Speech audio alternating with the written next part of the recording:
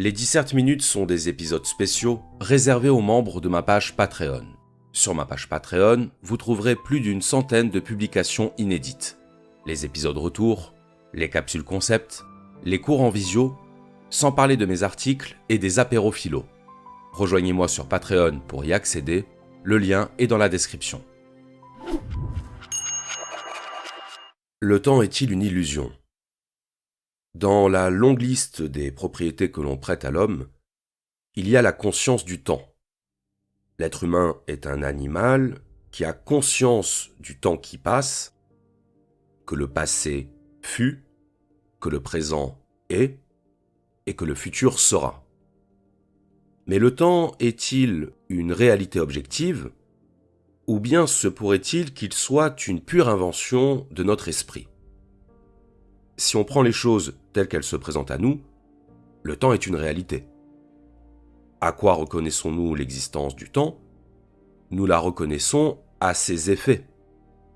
C'est par ces effets que le temps se manifeste. Le vieillissement, l'usure, la mort. Si nous n'étions pas mortels, si nous ne connaissions pas de fin, sans doute ne serions-nous pas affectés par le temps. Nous vivrions dans ce qu'il convient d'appeler un éternel présent. Or, s'il n'y a que du présent, il n'y a pas de temps. Saint Augustin disait à propos du temps, « Si rien ne passait, il n'y aurait point de temps passé. Si rien n'advenait, il n'y aurait point de temps à venir. Et si rien n'était, il n'y aurait point de temps présent. » Comprenons par là que la division du temps en 3 dimensions, passé, présent et futur, est fondée sur la simple observation des choses. Certaines choses ont été, mais ne sont plus. Elles sont passées. Quand on dit que quelque chose vient de se passer, on veut dire que quelque chose vient de rejoindre le passé. Le passé qui subsiste en nous sous la forme du souvenir, par l'intermédiaire de cette faculté qu'est la mémoire, mais qui, à proprement parler, n'existe plus. Repenser au passé, c'est repenser à quelque chose qui n'a plus de réalité effective. De même pour le futur. Nous imaginons le futur, nous anticipons le futur, et cette anticipation se fait toujours au présent. Nous projetons notre présent sur le futur. Raison pour laquelle nous prévoyons souvent très mal le futur qui nous attend. Parce que nous le concevons uniquement comme un prolongement du présent. Au terme de cette petite analyse, 2 conclusions apparaissent. Premièrement, que tout a lieu au présent. Qu'il n'y a que du présent. Car le passé n'existe plus, le futur n'existe pas encore, et que la seule forme sous laquelle le passé et le futur existent, c'est la forme de la représentation. De la représentation par l'esprit. Deuxièmement, qu'alors même qu'il n'y a que du présent, il semble qu'ironiquement, le présent soit la seule dimension du temps qui nous soit inaccessible. Car sitôt qu'un événement se présente, c'est-à-dire se rende présent, il est aussitôt renvoyé dans le passé. Dites merci, et votre merci fait déjà partie du passé. Le temps semble donc un paradoxe. À la fois réalité incontournable, inéluctable, rien ni personne n'a le pouvoir de s'extraire du temps. Et à la fois pure création de l'esprit. Car dès lors que vous cessez de vous représenter mentalement le passé et le futur, ce qui reste n'est que pur présent. Mais envisageons un point de vue différent. Bergson disait qu'il fallait différencier 2 types de temps. Le temps objectif et le temps subjectif. Le temps objectif, c'est le temps des horloges. C'est le temps physique.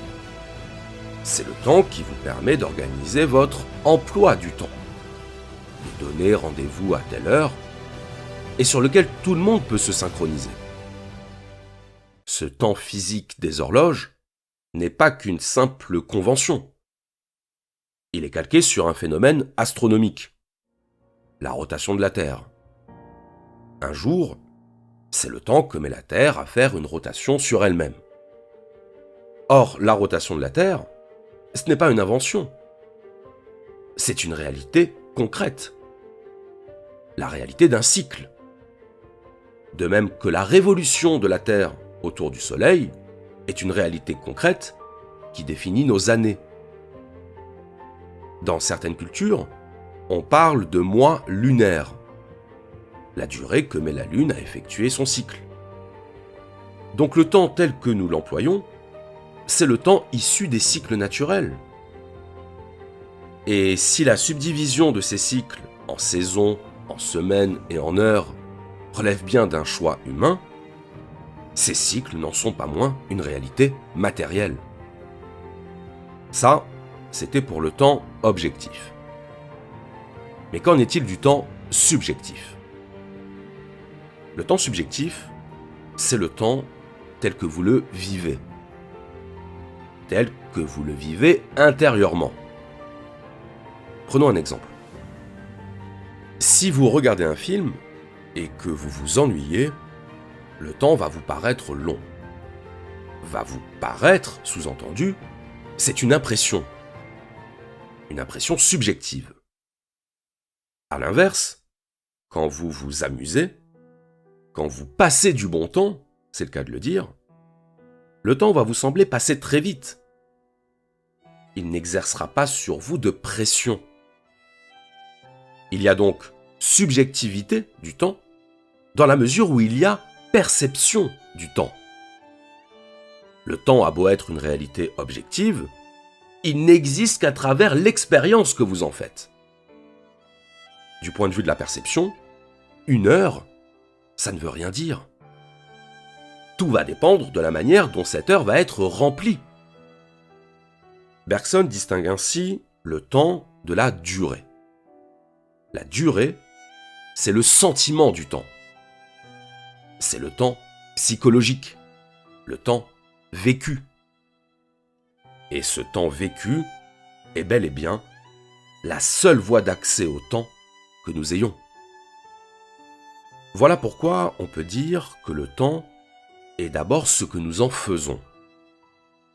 Nous faisions remarquer tout à l'heure que le présent n'existait pas, car sitôt qu'un événement se produit, il appartient déjà au passé.